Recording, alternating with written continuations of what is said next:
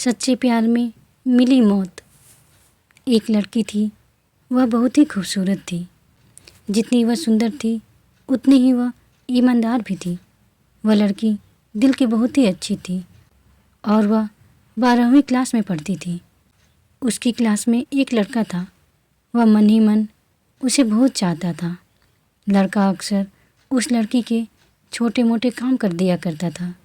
बदले में जब लड़की उसे मुस्कुराकर थैंक यू करती तो वह लड़का उस लड़की को ये कहता था, अरे प्लीज़ मुझे थैंक यू मत कहिए, आखिर हम दोनों एक ही क्लास में पढ़ते हैं, तो हम दोनों एक दोस्त की तरह ही हैं। तो दोस्ती में नो थैंक यू और नो सॉरी। तब लड़की मन ही मन में सोचती है, अरे वाह, इसने तो बातों ही बातों में मुझसे दोस्ती भी कर ली। लेकिन उस लड़की को उसकी बातें बहुत ही अच्छी लगती थी और शायद उसके जीवन में पहली बार उसकी एक लड़के से दोस्ती हुई थी और उनकी दोस्ती इतनी आगे बढ़ गई थी कि उन्होंने 12वीं पास करके एक ही कॉलेज में एक साथ ही एडमिशन ले लिया। एक दिन की बात है, लड़का और लड़की दोनों ही एक साथ कॉलेज से घर जा रहे थे। उनका घर कॉलेज से बहुत दूर था, तो वो दोनों ही बातें करते करते अपने घर पैदल ही जा रहे थे। शायद दोनों को ही एक दूसरे से बेपनाह प्यार हो चुका था। तभी अचानक रास्ते में ही ज़ोरदार बारिश होने लगी और दोनों को ही एक पेड़ के नीचे रुकना पड़ा। पेड़ बहुत बड़ा था, इसलिए बारिश की बूंदें छन छन कर उन दोनों के ऊपर गिर रही थी और उनके सारे कपड़े पूरी तरह से भीग चुके थे और वो दोनों ही एक दूसरे के बिल्कुल सटके ही खड़े हुए थे। अब लड़के से बिल्कुल भी रहा नहीं जा रहा था और लड़की भी इतनी उतावली हो रही थी कि जैसे उस लड़की का ही कुछ कहने का इंतज़ार कर रही हो। तभी अचानक लड़का अपने आप पर काबू न रख सका। उसने लड़की को प्रपोज कर ही दिया। लड़की भी मन ही मन उसे बेहद प्यार करती थी, इसलिए उसने उस लड़के को हाँ कह दिया और तभी वो दोनों ही उस भरी बरसात में एक दूसरे की बाहों में ऐसे लिपट गए कि जैसे वो दोनों जन्म जन्म से एक दूसरे का ही इंतज़ार कर रहे हों। और शाम तक वो दोनों ही वहीं खड़े खड़े प्यार प्रेम की बातें करते रहे। एक बार की बात है, वो लड़की उस लड़के का उसी पेड़ के नीचे इंतज़ार कर रही थी, मगर लड़के को आने में बहुत देर हो गई। तभी लड़की उससे बहुत नाराज़ होकर कहती है कि तुम्हें आने में इतनी देर क्यों हो गई, मेरी तो जान ही निकल गई थी।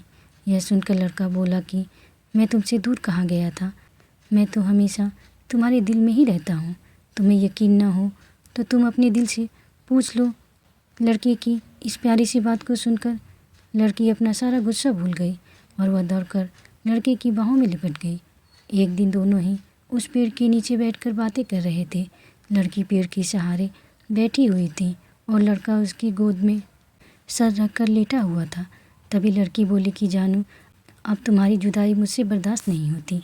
तुम्हारे बिना एक पल भी मुझे 100 साल के बराबर लगता है। अब तुम मुझसे जल्दी ही शादी कर लो, वरना किसी दिन मैं तुम्हारा इंतज़ार करते करते इस पेड़ के नीचे ही मर जाऊंगी। तभी लड़के ने झट से लड़की के मुंह पर अपना हाथ रख दिया और बोला, मेरी जान, तुम ऐसी बातें मत किया करो। अगर तुम्हें कुछ हो गया तो मैं भी तुम्हारे बिना जिंदा नहीं रहूँगा। फिर वह कुछ सोचता हुआ बोला कि तुम चिंता मत करो, मैं जल्दी ही अपने घर वालों से तुम्हारी और मेरी शादी की बात करूँगा। धीरे धीरे काफ़ी समय बीत गया। एक दिन की बात है, वो दोनों उसी पेड़ के नीचे बैठे हुए थे। उस समय लड़के का चेहरा उतरा हुआ था। लड़की के पूछने पर वह बहुत उदास होकर बोला कि जान, मैंने अपने घर वालों को बहुत समझाया पर वे हमारी शादी के लिए राज़ी नहीं हुए। उन्होंने मेरी शादी कहीं और पक्की कर दी है। यह सुनते ही लड़की का कलेजा फट पड़ा। उसका मन हुआ कि वह ज़ोर ज़ोर से रोए, मगर वह अपने आंसुओं को छुपाते हुए बोली कि मैंने तुमसे सच्चा प्यार किया है और मैं तुम्हें कभी भूल नहीं सकती। लड़का बोला, प्लीज़ मुझे माफ़ कर देना। और उसने अपनी प्रेमिका से यह भी कहा कि अगर तुम चाहो तो अब हम एक अच्छे दोस्त की तरह रह सकते हैं। तब लड़की यह बात सुनकर ज़ोर ज़ोर से रोने लगती है और अपने प्रेमी से कहती है कि क्या तुमने मुझे छोड़ने के लिए ही प्यार किया था और तुम मेरे सिवा किसी और से शादी कैसे कर सकते हो? तुमने इसी पेड़ के नीचे बैठकर मुझसे कितने वादे किए थे, क्या तुम वो सब वादे भूल गए? और हम दोनों ने इसी पेड़ के नीचे बैठकर जीने मरने की कस्में खाई थी। उन कस्मों को तुम कैसे भूल सकते हो? तुम मेरे बिना किसी और से शादी कर सकते हो, मगर शायद मैं तुम्हारे बिना किसी और से शादी कभी भी नहीं कर सकती। तभी लड़का लड़की को सॉरी कहकर अपने घर चला जाता है और लड़की भी बहुत ज़्यादा रोती हुई अपने घर चली जाती है। देखते ही देखते लड़के की शादी का दिन अब आ ही गया। लड़का भी अपनी शादी मजबूरी में ही कर रहा था, क्योंकि उसके घर वाले उस पर बहुत ही ज़्यादा दबाव डाल रहे थे और उसके पिताजी ने यह भी कहा था कि अगर तुमने उस लड़की से शादी की तो उस लड़की को और उस लड़की के घर वालों को हम बर्बाद कर देंगे। इसलिए उसने अपनी प्रेमिका को शादी करने के लिए मजबूरी में मना ही कर दिया था। मगर ये बातें उसने अपनी प्रेमिका को नहीं बताई थी और शादी के लिए अपने घर वालों की बात मजबूरी में मान गया। और आज ही के दिन लड़के की शादी होने वाली थी। तभी लड़की का बाप रोता हुआ बड़ी मुश्किल से लड़के के पास शादी में ही पहुंच जाता है और रोता हुआ लड़के के सामने घुटनों के बल बैठ जाता है और उसे अपनी बेटी की लिखी हुई एक चिट्ठी पकड़ा देता है। तभी वो लड़का उस चिट्ठी को खोल कर पढ़ता है। चिट्ठी पढ़ते ही उसकी आंखों के आगे अंधेरा छा जाता है और उसकी आंखों से इस तरह से आंसू निकलते हैं जैसे कि कहीं पर बादल फट गए हों। उस चिट्ठी में लिखा था कि जानू, तुम्हें तुम्हारी शादी मुबारक हो। शायद इस जन्म में तुम मेरे नहीं हो सकते, तो क्या हुआ, मैं हर जन्म में तुम्हारा इंतज़ार करूँगी। और हाँ, कभी तुम्हें मेरी थोड़ी भी याद आ जाए तो तुम उसी पेड़ के पास जाकर मुझे याद करना। मैं तुमसे मिलने ज़रूर आऊँगी। मुझे माफ़ कर देना जानू, अब तुम्हारे बिना मैं इस दुनिया में एक पल भी नहीं रह सकती। इसलिए उस पेड़ के पीछे वाली खाई में कूदकर मैं अपनी जान दे रही हूँ। तभी वो चिट्ठी पढ़कर उसका प्रेमी आंखों में आंसू लिए हुए उसी पेड़ के पास भागता हुआ चला गया। और जब वो वहाँ पर पहुँचा तो उस पेड़ के पीछे वाली खाई के पास लोगों की बहुत ही भीड़ लगी हुई थी। मगर अचानक ही उसके प्रेमी ने भी यह कहकर उस खाई में छलांग लगा दी कि जानू रुको, मैं भी आ रहा हूँ तुम्हारे पास। और ये कहकर वो भी उसी खाई में कूद गया।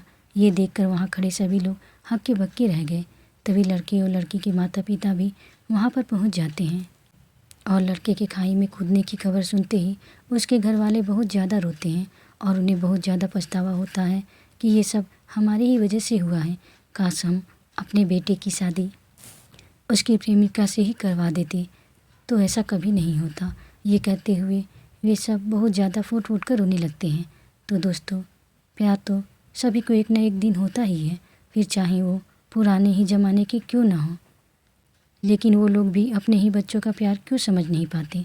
दोस्तों, अपने बच्चों के प्यार को समझो, उनकी आप पूरी बात सुनो, तभी कोई फैसला करो, क्योंकि दोस्तों आपके बच्चे ही आपकी शान और आपकी जान है।